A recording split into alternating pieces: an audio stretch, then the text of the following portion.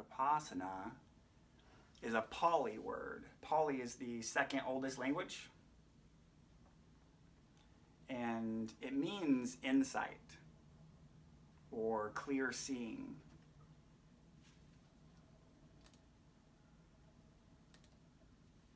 So what we're practicing here is actually not Vipassana. Vipassana is the result. Insight is the result. What we'll be practicing during our gathering here tonight is actually mindfulness. Mindfulness produces clear seeing, produces insight, Vipassana. And the purpose of mindfulness, the purpose of Vipassana, you could say, is to end suffering and awaken to happiness. Okay, so for a moment, let's expand our definition of what ending suffering means and expand our definition of awakening to happiness. Suffering, we're going to define it as, it can be extremes like severe anxiety, severe fear, crippling depression. And it can be as subtle as a general dis-ease or discontentment. Just the mundane way that we move through life.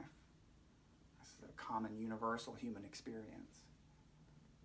And it can be the ups and downs and ebbs and flows of life. And then awakening to happiness, we're going to expand the definition of happiness to include fulfillment, contentment, security,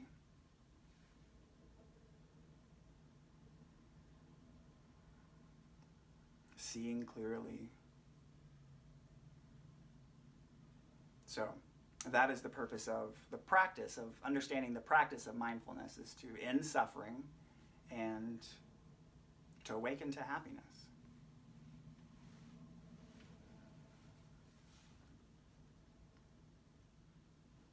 So the purpose of these free guided meditations that we're doing is to get glimpses of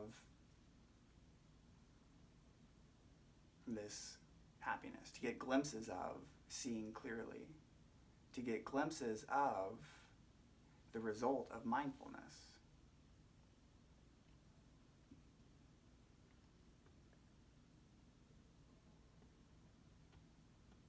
Which is interesting to describe because when we're actually seeing clearly, there isn't the interpretation. The interpretation of things is actually the root of suffering. The identification, anyways, with the interpretation is the root of suffering. And so in our free Vipassana meditation this evening, I'll be slow in my words. As to give people time to hear it and then see what comes up within them as a result of moving into these guided places.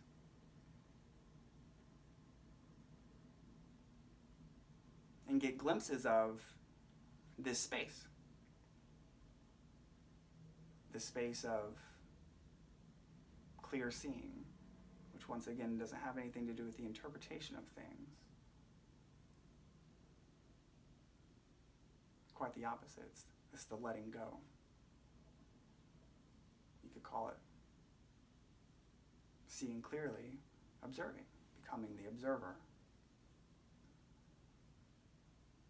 And so that's the purpose of these free Vipassana guided meditations, is to get glimpses of that space And we do that by hitting on a different topic each week.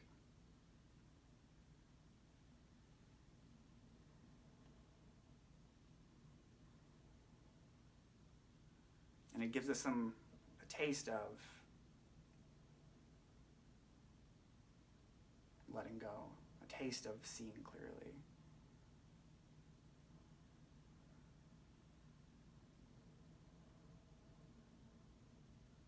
And then the actual classes that we do is where we make this stuff really make sense.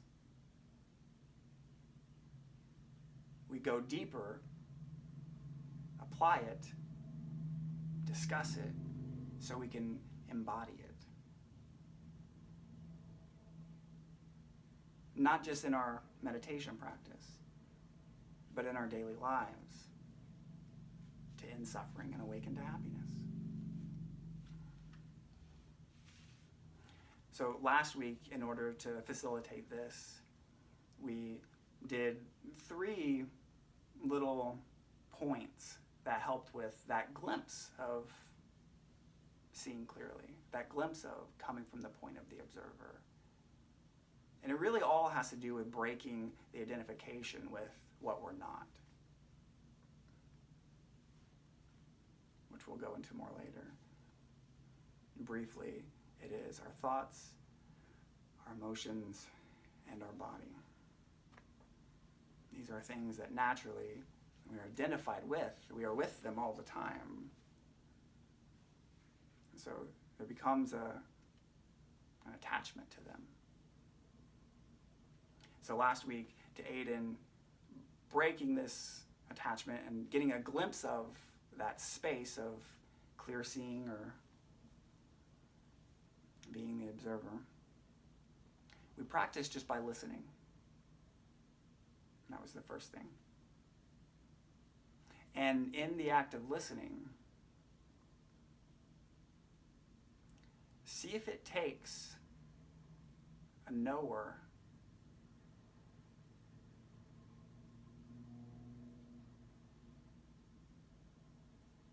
even though the knowing is happening.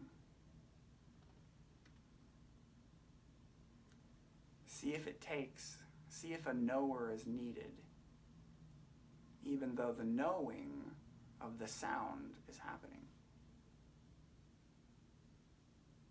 And so we spent some time listening and seeing the one who claims to be me, which is our thoughts, the knower. Is that one needed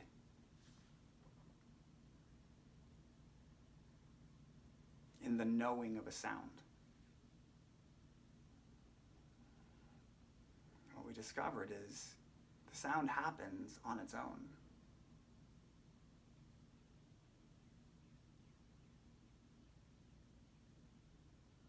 The knowing of the sound happens without the knower. So this is really what we're going into. We're looking more deeply at that knower. The guy in the head who says, I, me, mine, my, myself. Any of those things, it makes things personal.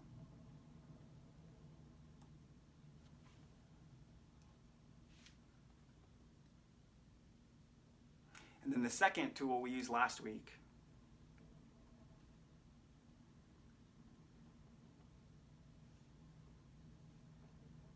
to break that identification with what we're not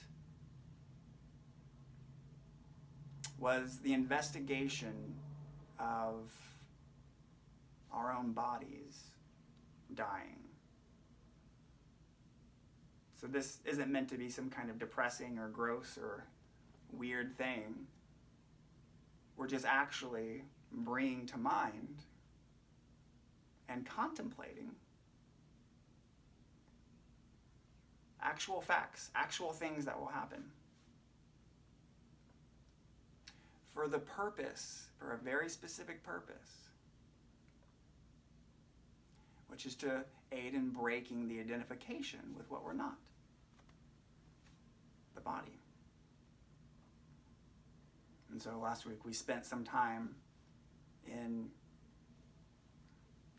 contemplative meditation about seeing how this too has the same fate of other loved ones we've known who've passed.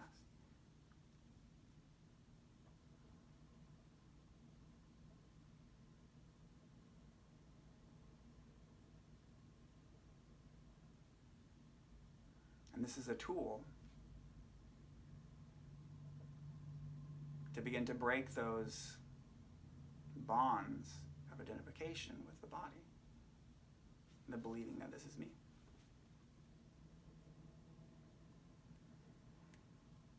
And then the third thing we went into in our meditation last week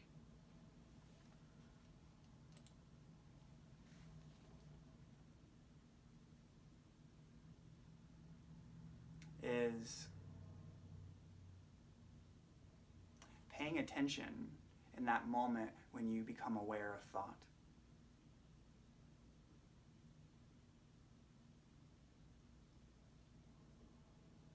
And that moment is a very powerful point in your practice. When you go from not conscious to conscious.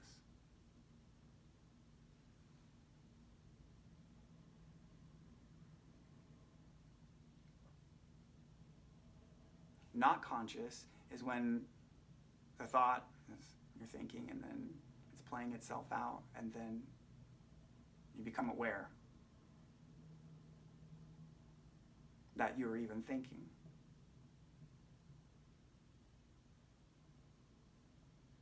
And in that moment you become aware that you're even thinking reveals, once again, the one who sees.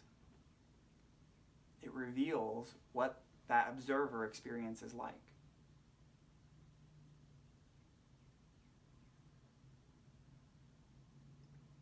What the experience of Vipassana is like. Clear seeing when you become awake. Okay, I'm seeing people put some things in the comments. Polly, P-O-L-I. Yes, I believe that's right. And breaking up, I noticed that a little bit. Does the message still seem to be getting through? If someone could respond to that, that would be wonderful.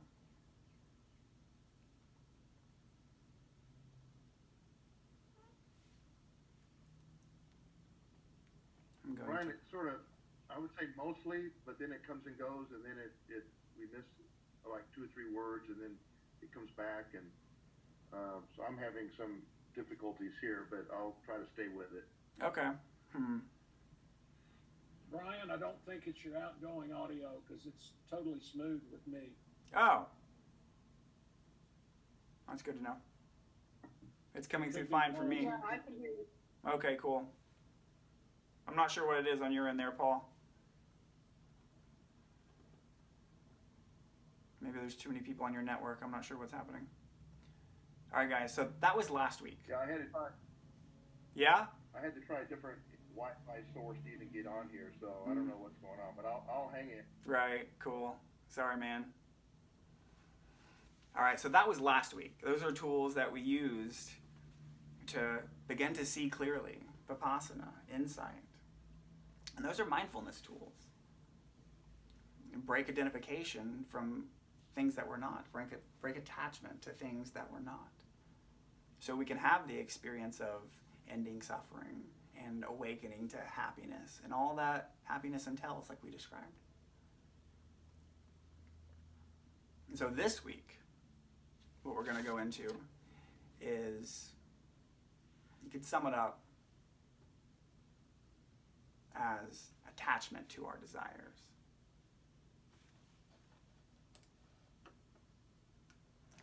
This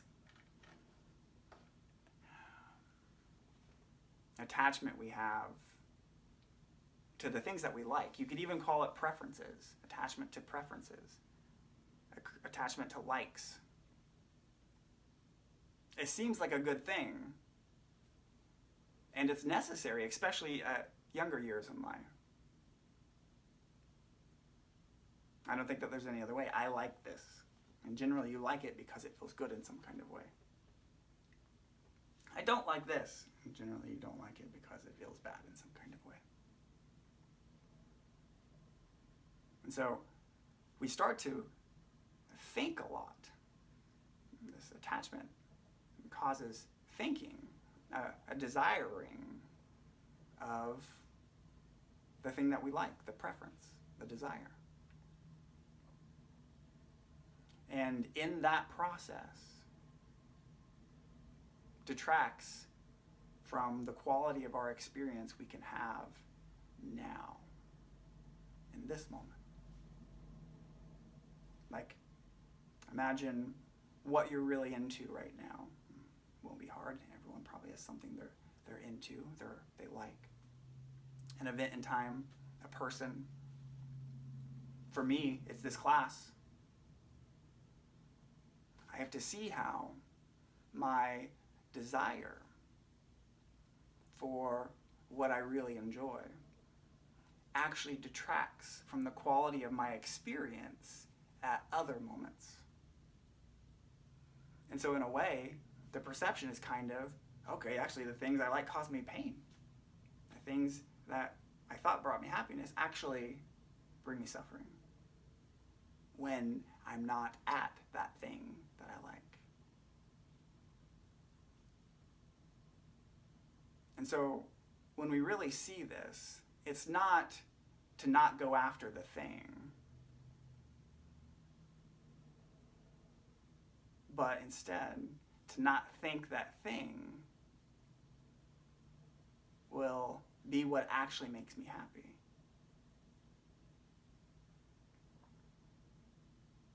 Because liking that thing too much, or that person, or that event in time, actually detracts from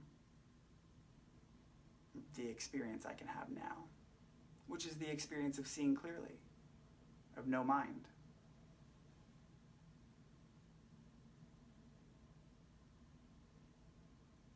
So right off the bat, this is very counterintuitive.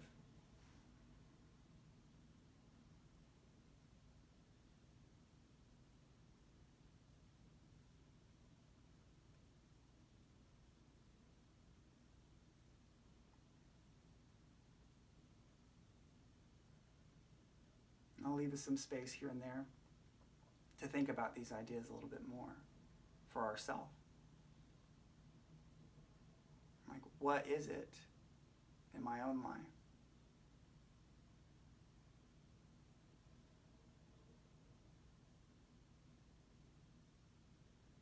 that by me liking it actually makes me discontent and agitated when it's not present?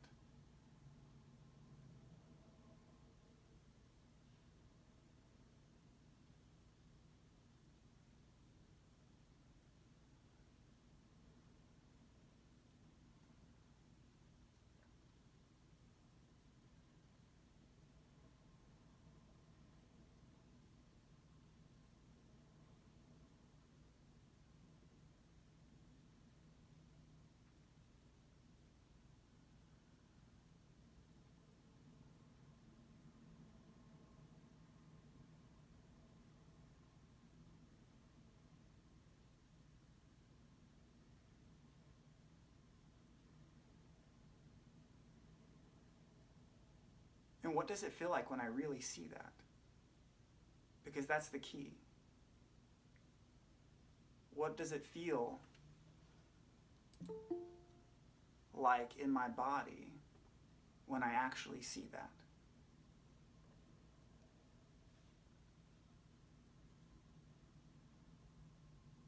How do things look outwardly, visually? How do they look different whenever I really see that by me liking that thing causes me pain now? what does that feel like when that's actually seen?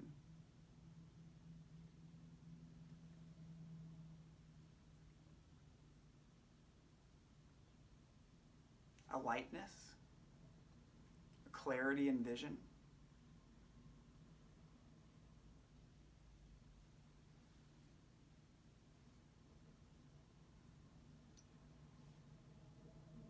So once again, this is counterintuitive.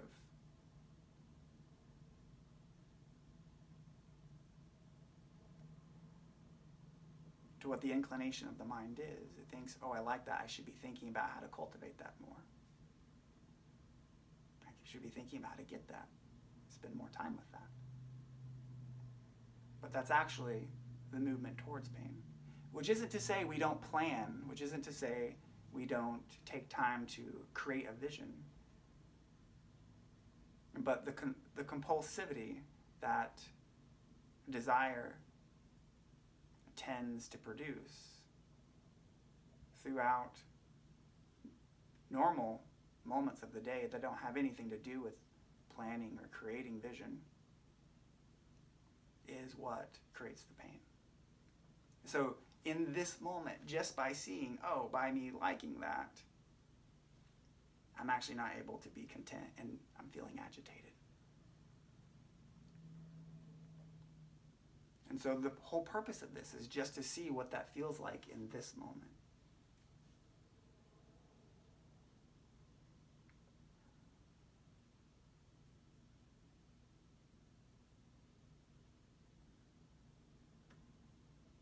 Hey Brian, I have a question. Yeah. You brought it up a couple of times, and I know I've heard it many times before, but I guess I've never looked it up, and it's kind of leaving me blank. When you use the words counterintuitive, what is the definition of that? I know that's a little bit, if there's a focus on intuition at all, that sounds a little bit strange. But I think generally in the public, the term counterintuitive, which is how I'm using it, means counter to what you'd normally think.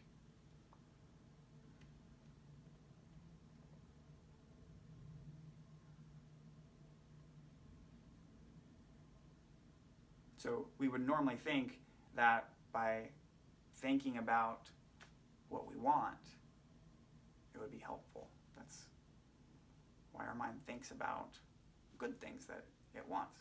Figure out how to get more of the good thing, how to get more of the goodie. But it's counterintuitive, or the opposite that you'd think is actually true, where there's a time for planning and there's a time for seeing the vision. But in this moment now, to awaken to our happiness, that's not productive. That's not helpful. And so really this portion of our meditation is just to see, what is it that I do like in my life? What is the focus? And if I can see when my compulsive tendencies go to those places, how I feel in my body when I go to those places, and recognize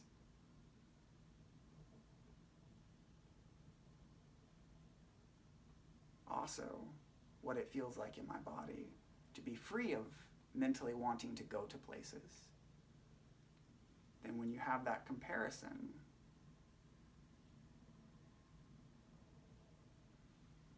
of what it feels like in your body to be free of wanting to go to the places that you like, versus the experience of sitting here and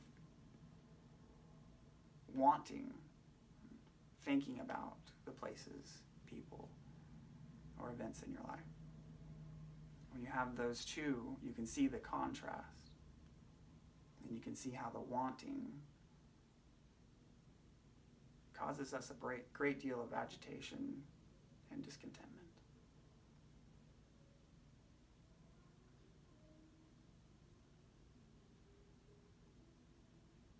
In this moment now. Not in the future moment. It helps in the future moment. But we're talking about this moment now.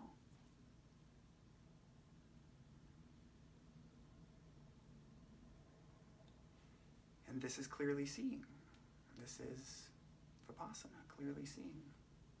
This is getting the glimpses of being the observer instead of being the human who is getting a thing because of the identification with this sense of self. Thoughts, emotions, and body. When you're identified with the way you feel, you want to go get that thing because you want a particular feeling.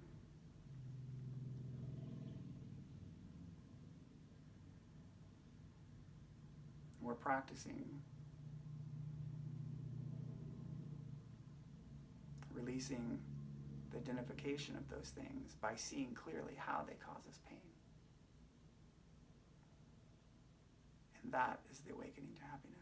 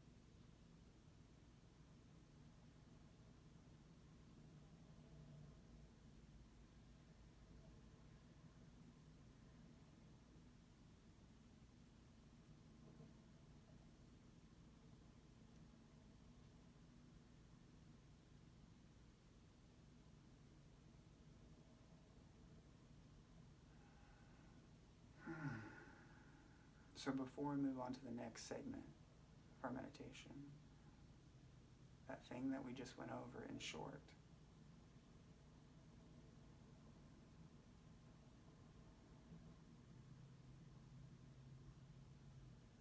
that our desires or our preferences or our wants are bad in any kind of way.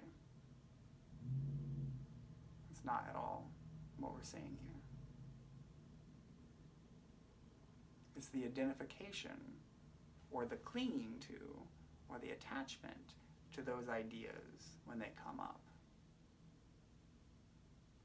That is the problem.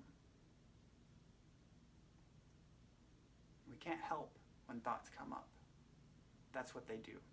Thoughts think themselves. But due to our sense of self, which is the attachment to those thoughts when they come up, the clinging to, that is what our focus is here.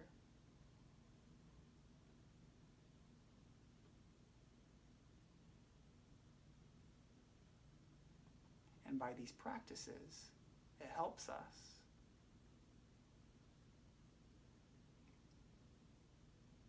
to get glimpses of this space.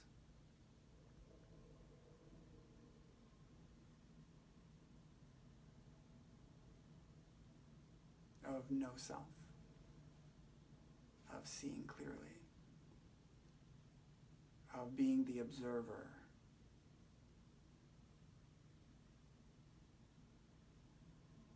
And so the next thing that we're going to go into that's going to help with getting a glimpse of the experience of no self, seeing clearly, and being the observer is this passage I'm going to read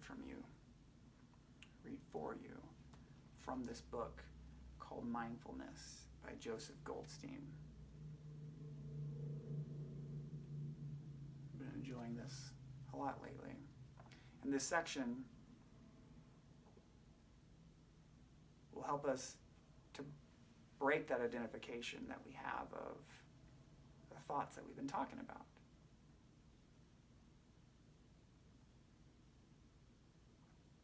Even the general story we have in our head of our life, we'll start to see in a different light due to this portion of the meditation practice. Another tool to see clearly.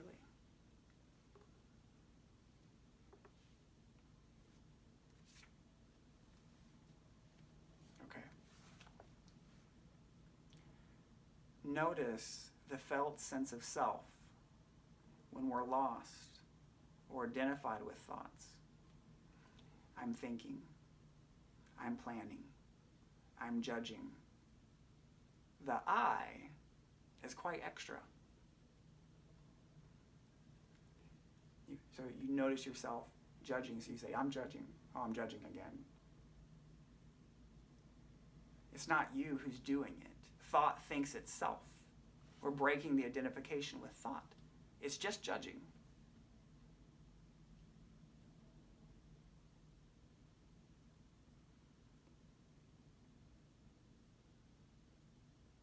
These are deep-seated patterns that we have that have been passed down by everyone on the planet. And to awaken, or to see clearly, is to see into this conceit. To see into this one masquerading, claiming ownership, claiming I.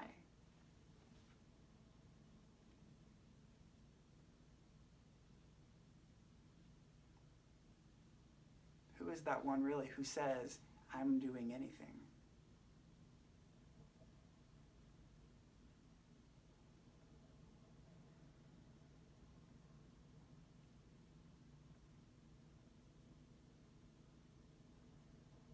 And in our actual mindfulness classes, we'll go into that a lot more as well.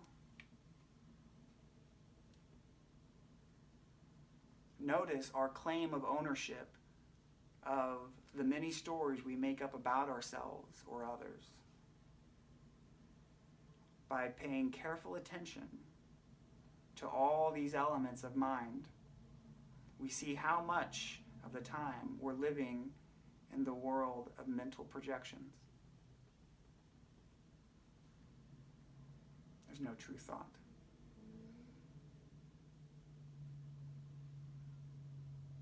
All thought are mental projections. It's a label. It's a label to point to what's actually happening. One of the most freeing insights of meditation practice is the realizing that the only power thoughts have is the power we give them. Yet, they are tremendously seductive, particularly when they are intertwined with different emotions. Unnoticed thoughts have a compelling power in our lives, yet when we are aware of them, we understand them to simply be the play of thought objects, the play of rising and falling thought object within the field of your awareness.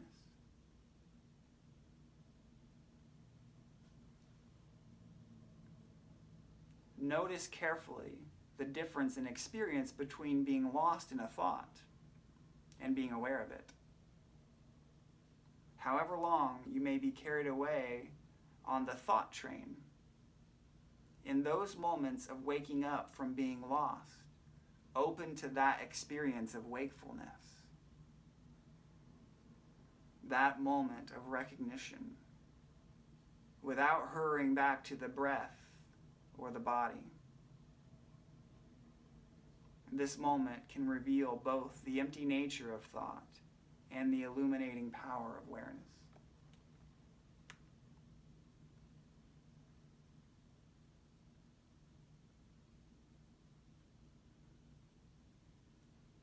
So in this moment, let's take a moment to just sit with our eyes open, with our eyes closed. I like eyes open.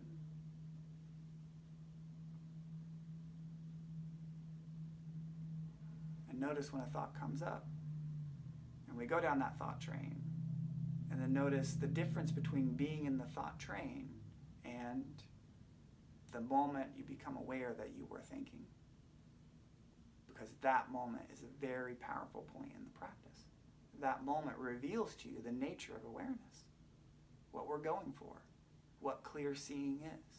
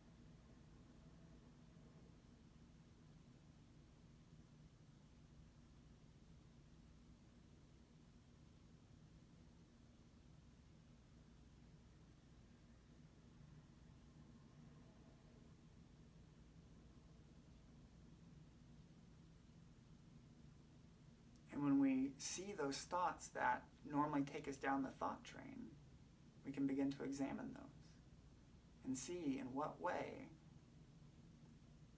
are they either adding to our suffering or awakening us.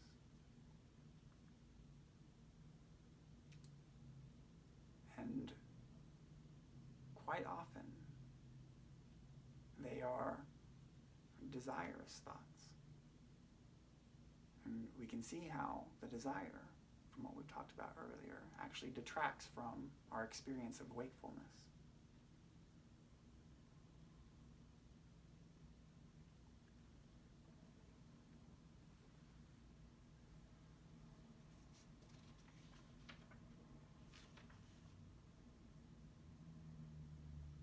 Normally, we operate under the deluded assumption that everything has some sort of true, substantial reality. But when we look more carefully, we find that the phenomenal world, which is everything, is like a rainbow, vivid and colorful, but without any tangible existence.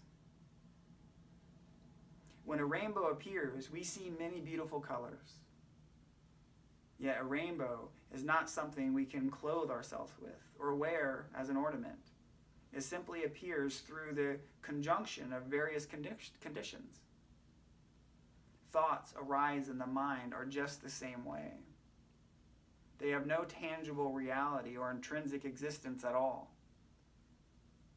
There is, therefore, no logical reason why they should have so much power over us, nor any reason why we should be enslaved by them. Once again, we recognize that thoughts are empty. The mind will no longer have the power to deceive us. Once we recognize that thoughts are empty, the mind will no longer have power to deceive us. And that's what we've been talking about with attachment. Once we recognize that thoughts are empty, the mind will no longer have power to deceive us. But as long as we take our deluded thoughts as real interpretations of the world, or of ourselves, they will continue to torment us mercilessly.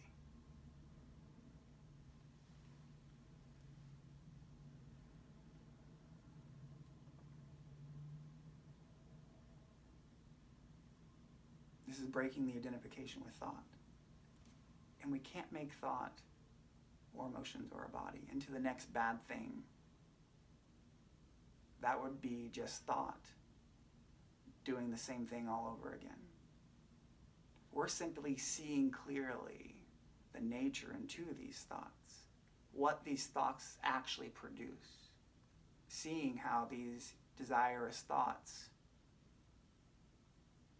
actually produce.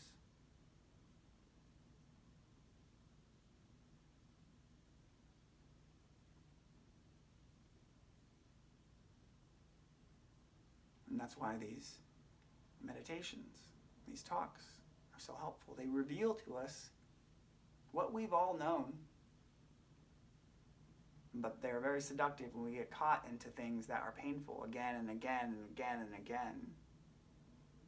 And so it's so helpful to have these reminders again and again and again and again of what's actually happening and what we're getting carried away with, where this thought train is taking us, and what that actually produces.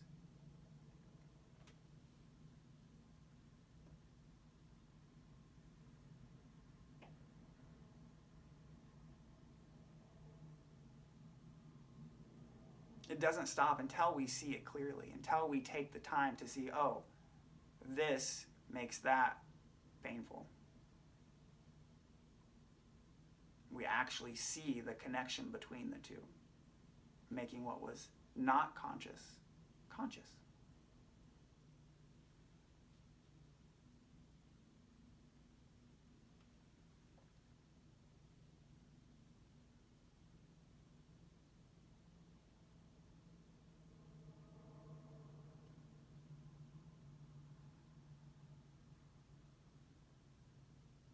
In the same way, we become identified with certain moods or mind states, not only creating and feeling deeply a sense of self,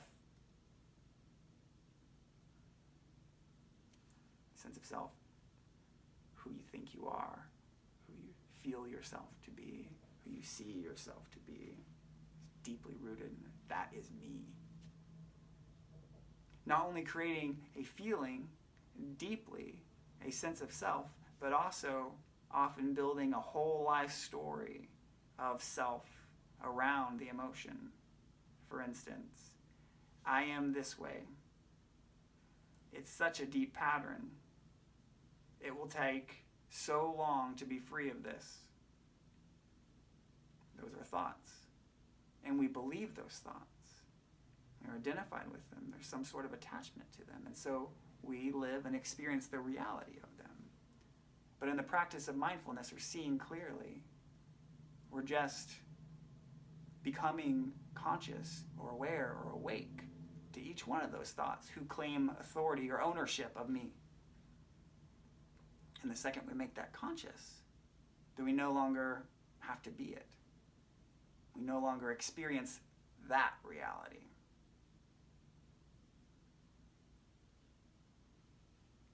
And what is the substitution, which is what I'm trying to point to and give glimpses to, which is the experience of no self. The experience of being able to look around without the interpretation of anything. The experience of seeing clearly. The experience of being the observer of your human's experience. Being the awareness.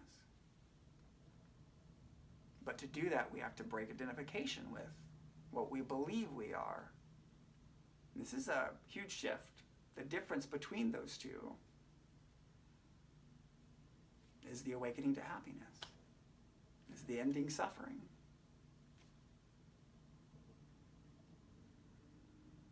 But again and again, in every one of our experiences, we actually have to awaken to the thought, I'm judging. What? Who said that? Awaken to the thought, this is such a deep pattern. I have such a deep pattern. What? Who's this I? And we realize it not just one time. That's why it's so important to have these meditation events like this so often, every week. Come back to what's important. Again and again and again in every life scenario. We have to awaken again and again and again and again.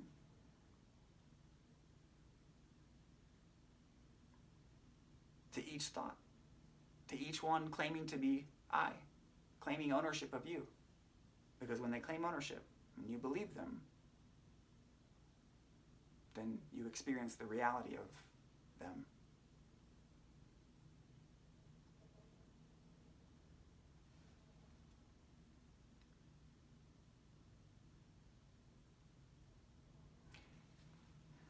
We build the story of our lives and then live that story. But all that is actually happening is the rise and fall of momentary mind states.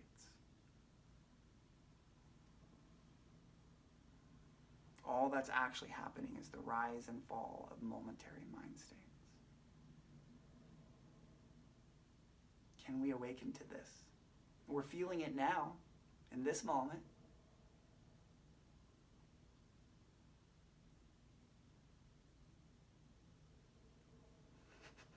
But the second that next thought says I, oh boy. And so these practices of mindfulness, particularly in the classes that we're doing, break those bonds of the body, break the bonds of the sense of self, of emotion, and break the bonds that those thoughts are saying anything substantial.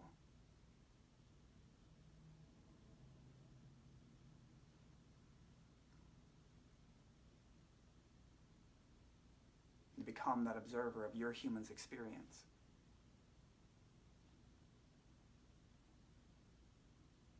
This is not difficult. We just need to know how to do it. To see clearly. How many things we believe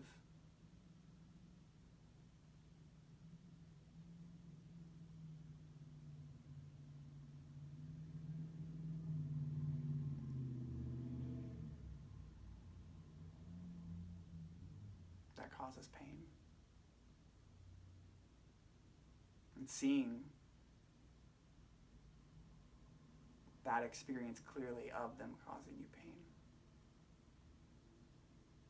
To awaken to this happiness thing. Awaken to the observer.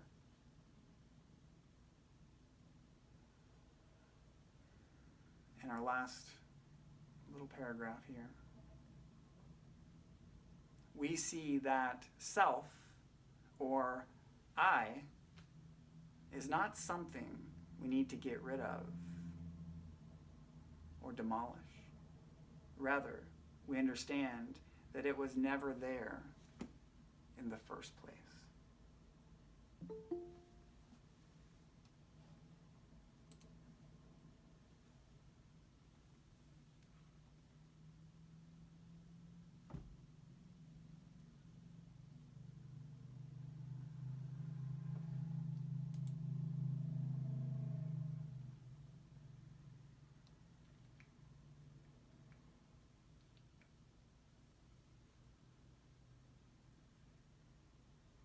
So once again,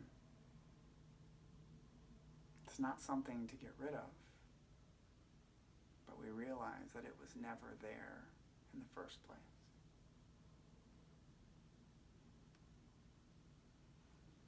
All right, you guys, that's our Vipassana meditation experience to give us a glimpse of this clear seeing for this week.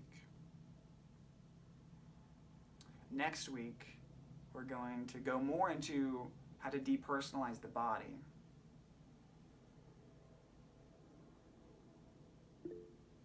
Depersonalizing our thoughts, emotions, and our body. And then the next week, after that, so that was May 7th, on May 14th, also a Thursday at 6 p.m., is when our actual mindfulness class begins.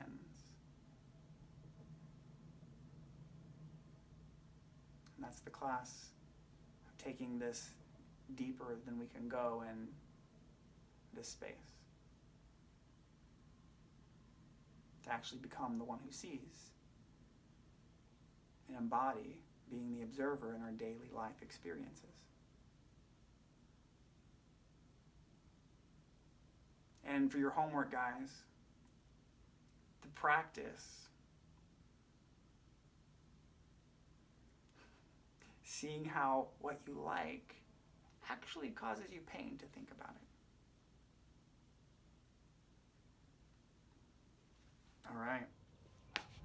All right, you guys, that was this week's video. If you liked it, please subscribe And if you're interested in more, check out the link below in the description for the online class. Most importantly, remember yourself as the one who sees.